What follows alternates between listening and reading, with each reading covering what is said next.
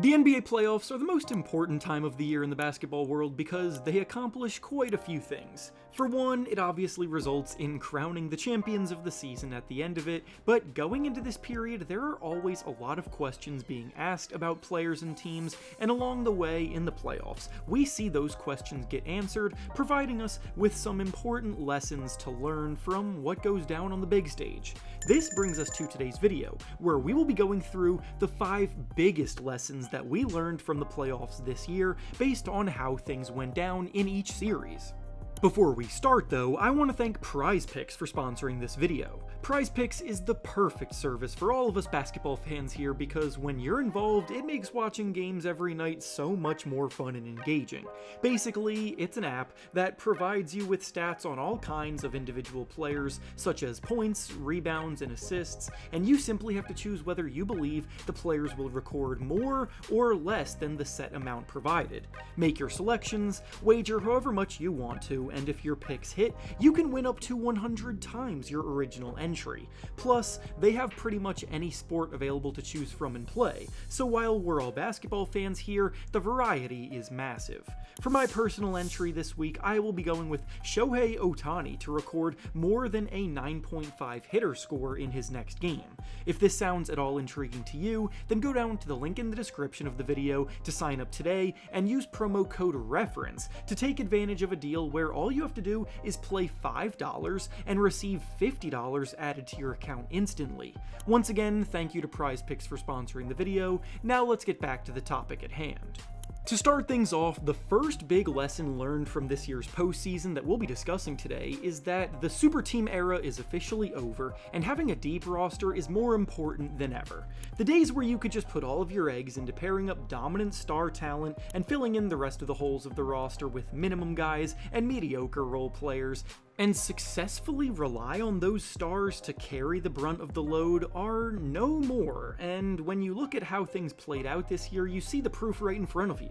The Oklahoma City Thunder's dominance has been present from start to finish this season, and they were the 1 seed too, but the root of their success did not come from trading for or signing stars to pair with MVP Shai Gilgeous-Alexander. It came from drafting extraordinarily well and putting together an incredibly well-balanced team with positively contributing depth at every position. When you look at the Indiana Pacers, you see a pretty similar setup with Tyrese Haliburton and Pascal Siakam both definitely being stars in this league, but the team around them and the role players in their supporting cast are all studs in the roles that they play, and they legitimately can go 11 players deep into their rotation. Then on the flip side, you look at the New York Knicks, who made loud transactions last offseason, trading away all of their depth and movable assets in order to bring in Karl Anthony Towns and Mikal Bridges, putting together what looked like a super team on paper, but in the end, they were way too top-heavy, and their ineffective bench unit could not be relied upon as much as their opposition. The same can be said about the Lakers, who traded for Luka Doncic to pair with LeBron James and Austin Reeves, but the team's lack of two-way talent alongside those stars and their glaring hole at the center position held them back and saw them get bounced in the first round. Thanks to the new collective bargaining agreement, team building is back to being something that needs a balanced approach, and lazily gathering star players and hoping they can figure the rest out just isn't a winning strategy when there's no money left over for anyone else. You have to draft well, you have to spend your money wisely in free agency, and you need talent across the board. The next big lesson learned from the playoffs this year is that the Cleveland Cavaliers core just does not work together. Ever since the Cavaliers traded for Donovan Mitchell back in 2022, they have had their sights set on getting themselves into the mix as legit championship contenders in the East. Prior to this year, they were consistently a mid-seeded group on the cusp of reaching that tier, but glaring flaws in their lineup held them back, and this season, things looked a lot different for them as they appeared to clean up those issues of the past, and they dominated their way to the 1 seed as a result. Their ball movement and selflessness shined bright in the regular season. All of their players showed notable improvement, especially Evan Mobley with his shooting and Darius Garland regaining all-star form as a crafty playmaker leading the way. But in the playoffs, when game plans get dialed in and things get tighter than they do in the regular season, it's not always easy to maintain the style of play that got you to the top, and unfortunately, the Cavaliers ended up being the same team that they always had been all along.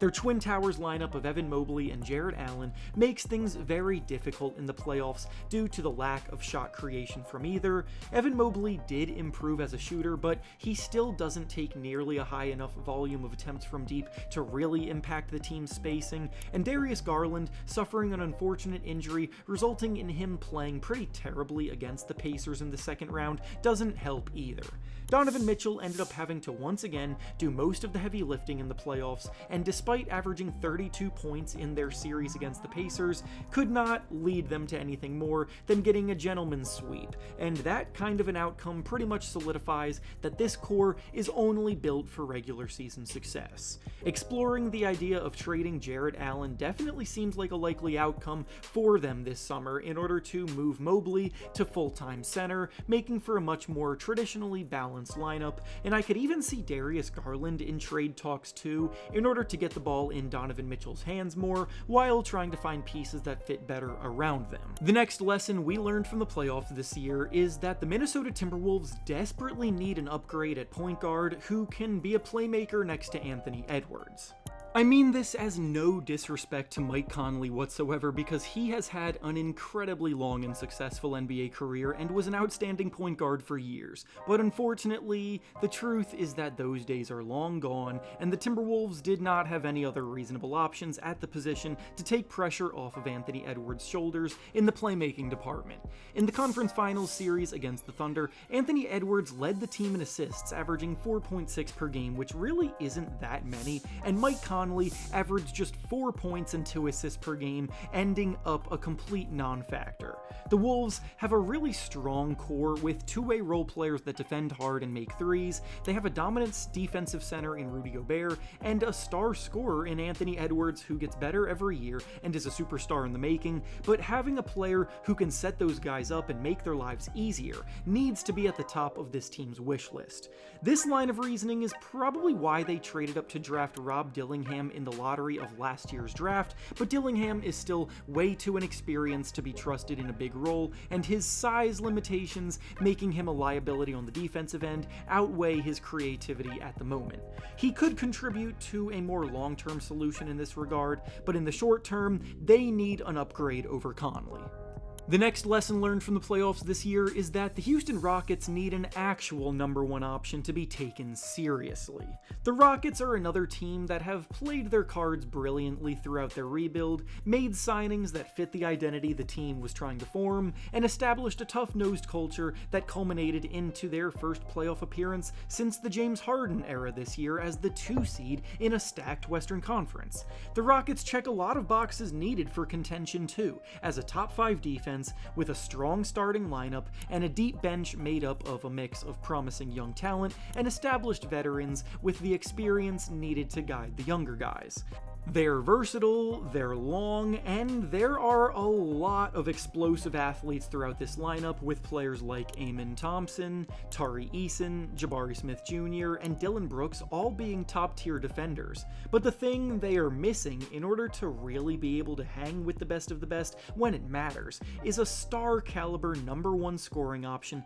that can be trusted to put the ball in the basket at a high level and create offense for himself when the going gets tough. This year, Jalen Green was the team's leading scorer, and Alperen Sengun was close behind him, with Green averaging 21 points per game and Sengun averaging 19. Jalen Green, however, is just not nearly reliable enough to be the leading scorer for a team trying to win any meaningful basketball games. The story of his career has always been that there are brief flashes of greatness with some massive scoring outings, followed by terrible inefficiency, questionable decision-making, and poor shot quality, and his playoff showing against the Warriors featured exactly that, with one huge 38-point game and 6 terrible scoring outings that held the team back. This summer, there are a lot of big-name players potentially available on the trade market, and the Rockets have assets galore to package together and make a worthwhile offer, so they need to be active trying to find a solution to this problem, because if they do, winning a championship becomes a very realistic goal.